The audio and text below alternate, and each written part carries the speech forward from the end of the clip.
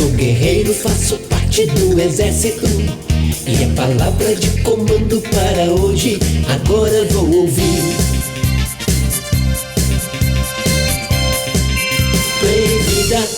É sempre o mesmo padrão. Deus fala, Moisés obedece e executa conforme a sua palavra, e Deus mesmo faz acontecer segundo a sua vontade. Es siempre el mismo modelo.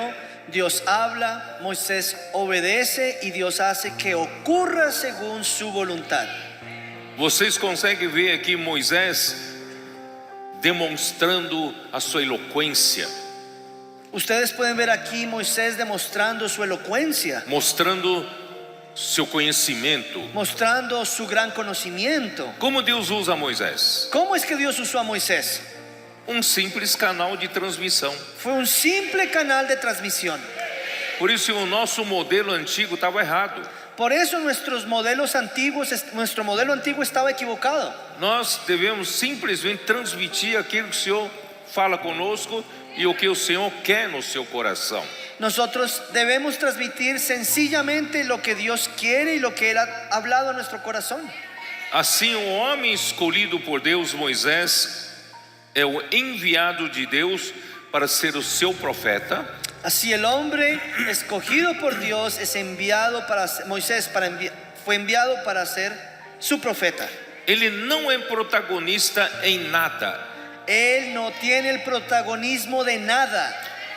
Tudo procede de Deus. Y todo procede de Dios. A sua palavra é recebida pelo homem como ordem, e este faz conforme o que Deus fala. Y su palabra es recibida por Él como orden, y Él hace lo que Dios habla.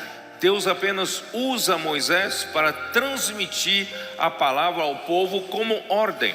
Dios apenas usa a Moisés como un canal para transmitir sus palabras al pueblo como una orden. E tudo é realizado por Deus, Y así todo es realizado por Dios, com sinais, prodígios, segundo a sua vontade. con señales y prodigios según su voluntad. O protagonista é sempre Deus em tudo. Y así el protagonista es siempre Dios en todo. Jesus entendia esse princípio. Y Jesús entendía este principio. Em João 17, vocês se lembram? En Juan capítulo 17, João 17, Jesus estava na véspera da sua crucificação. Jesús estaba antes de su crucifixión. Um dia antes, na véspera. La verdad era un día antes, en la antelación a su crucifixión. Judas saiu do meio deles para trair Jesus. Y Judas salió de en medio de ellos para traicionar al Señor. Jesus então tinha liberdade para falar com os 11 discípulos. Entonces el Señor Jesús tenía libertad para hablar con sus 11 discípulos. E no meio dessa conversa íntima, Jesus então passou a orar ao Pai. Y en medio de esa conversación íntima, el Señor Jesús entonces comenzó a orar al Padre. Versículo 6 de João 17. Versículo 6 de Juan 10. Manifestei o teu nome aos homens que me deste no mundo.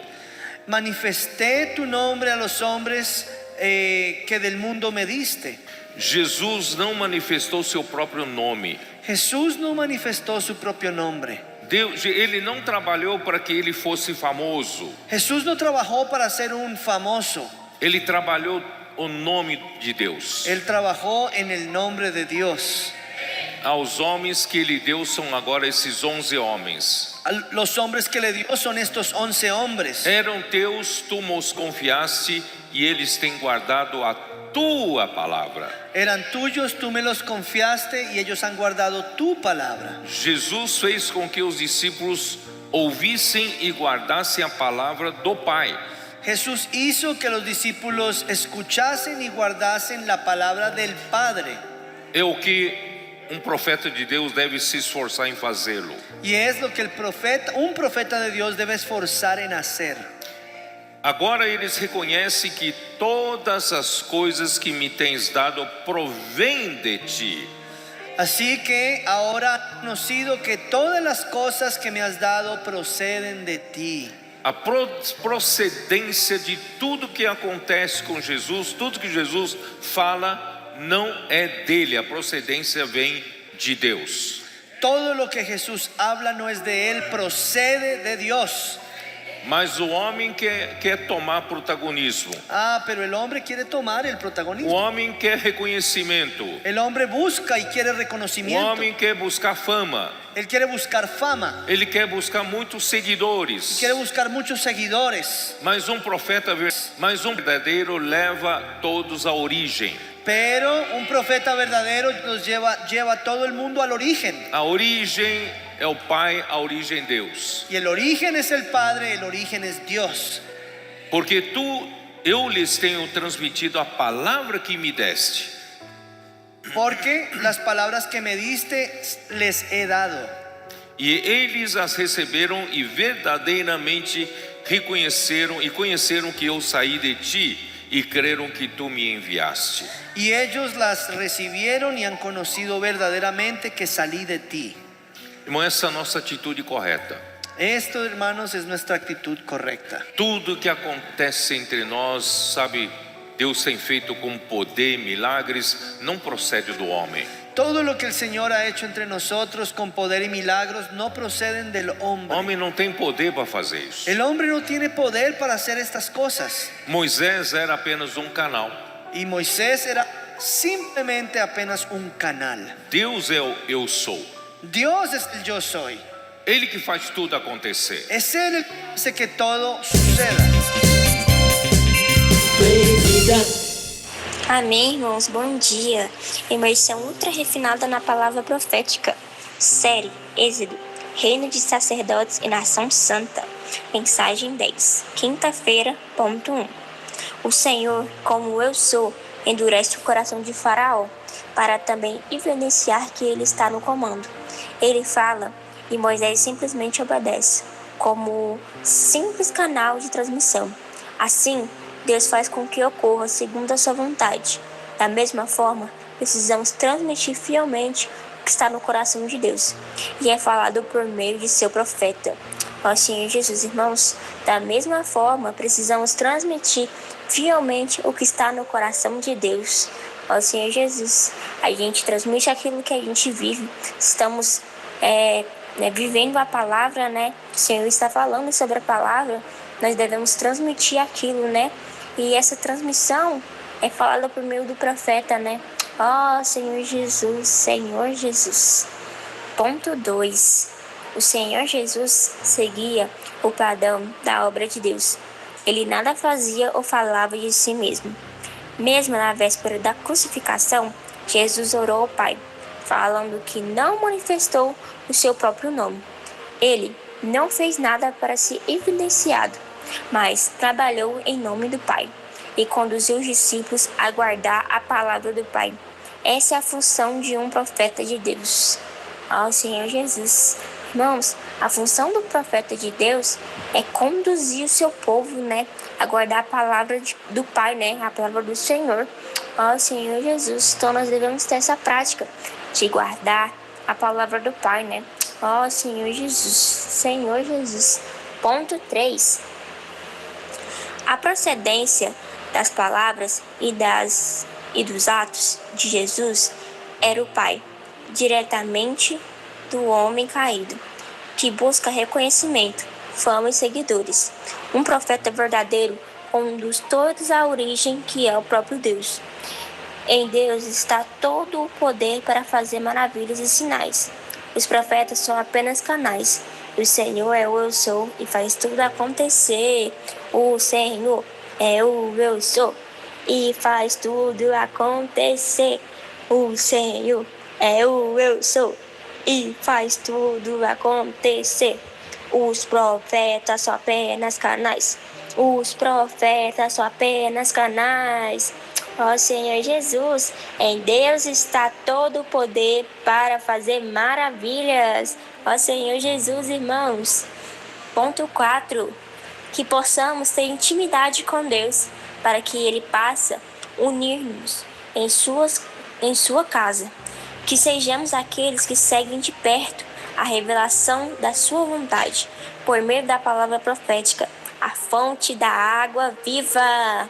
Senhor Jesus, irmãos, que nós podemos pedir, para ter intimidade com o Senhor, comunhão com o Senhor, porque por meio dessa comunhão, ser íntimo ao Senhor, o Senhor ouve, Ó Senhor Jesus, que nós também, o Senhor possa nos usar, para sejamos aqueles que cuidam da casa do Senhor, Ó Senhor Jesus, que a gente possa ter esse ato, Ó Senhor Jesus, amém.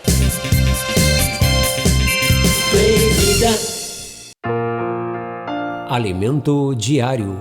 O tema da semana: José interpreta 2 sonhos na prisão. O tópico de hoje: os sonhos do copeiro-chefe e do padeiro-chefe. Eles responderam: tivemos um sonho e não há quem o possa interpretar. Disse-lhes José: porventura não pertencem a Deus as interpretações? Contai-me o sonho. Gênesis 40, verso 8. Em uma mesma noite, tanto o copeiro quanto o padeiro do rei do Egito, que estavam ali encarcerados, tiveram sonhos, cada um com o seu próprio significado. Pela manhã, ao encontrar os dois, José percebeu que estavam perturbados e, por isso, perguntou aos oficiais de Faraó por que apresentavam o semblante tão triste naquele dia. Aqueles sonhos, de fato, os haviam deixado inquietos. Então responderam que haviam sonhado, mas não havia quem pudesse interpretar os sonhos.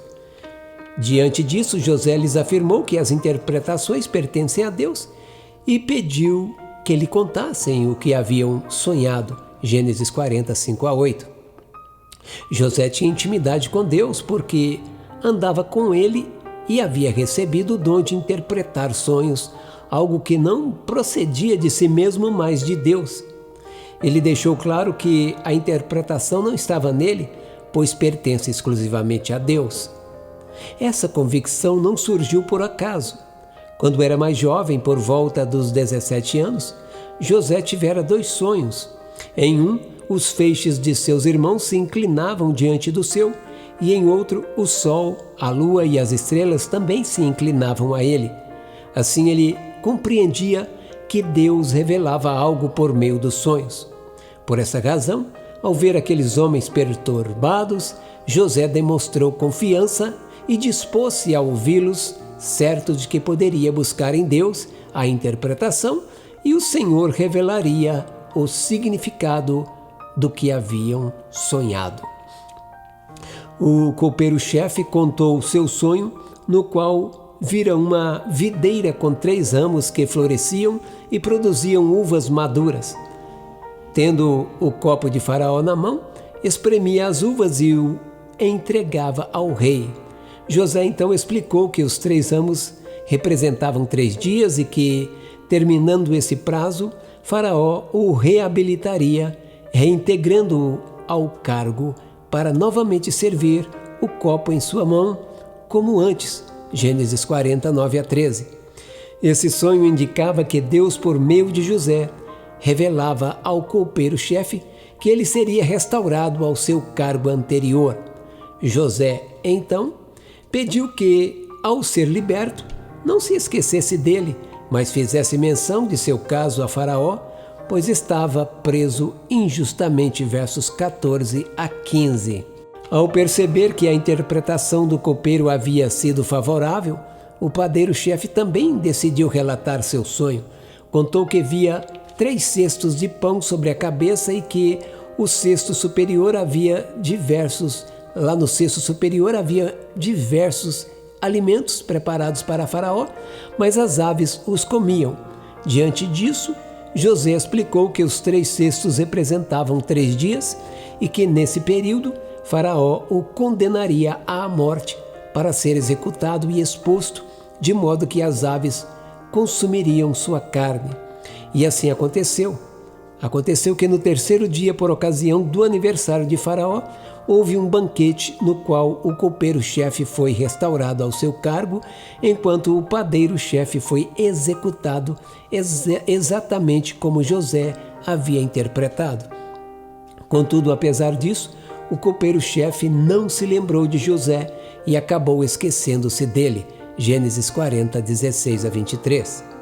O Senhor concedeu a José o dom de interpretar sonhos, tornando evidente diante de Potifar que sua presença o acompanhava. Tudo quanto José fazia prosperava em suas mãos, tanto na casa do seu senhor como no cárcere, diante do carcereiro e dos oficiais de Faraó. No contexto bíblico, a interpretação dos sonhos também aparece de forma semelhante no capítulo 2 do livro de Daniel. Daniel era um jovem de notável sabedoria, escolhido entre a linhagem nobre de Judá, quando o povo foi levado ao cativeiro da Babilônia. Tal exílio ocorreu porque o reino de Judá tinha abandonado a fonte de águas vivas. Eles rejeitaram a voz dos profetas, endureceram o coração e até mataram alguns, colhendo ao fim as consequências de sua desobediência. Nos tempos antigos, tanto no Egito como na Babilônia, acreditavam-se que certos sonhos traziam mensagens divinas e podiam revelar o futuro, desde que corretamente interpretados. Por isso, quando um rei sonhava, inquietava-se querendo saber se era uma mensagem da parte de Deus e buscava quem pudesse decifrar tal mistério. Na Babilônia, recorria-se a encantadores, magos, feiticeiros e sábios. No segundo ano do reinado de Nabucodonosor, teve esse um sonho, o seu espírito se perturbou e passou-lhe o sono. Então o rei mandou chamar os magos, os encantadores, os feiticeiros e os caldeus para que declarassem ao rei quais lhe foram os sonhos. Eles vieram e se apresentaram diante do rei. Daniel 2, 1 a 2. Foi nesse contexto que Daniel se destacou no segundo ano do reinado de Nabucodonosor, ao revelar aquilo que nenhum outro conseguia compreender. Querido leitor, querido ouvinte, que possamos ter intimidade com Deus, para que Ele possa usar-nos em sua casa, que sejamos aqueles que seguem de perto a revelação de sua vontade, por meio da palavra profética, a fonte de água viva. Agora anote abaixo conforme o que você recebeu na leitura de hoje, a luz na palavra, a direção, a admoestação. Ore e faça um grito de guerra com base nesses itens, para que a palavra profética seja sedimentada em seu coração. Esse texto foi retirado do Alimento Diário, da editora Árvore da Vida. Siga o Instituto Vida para Todos no Instagram.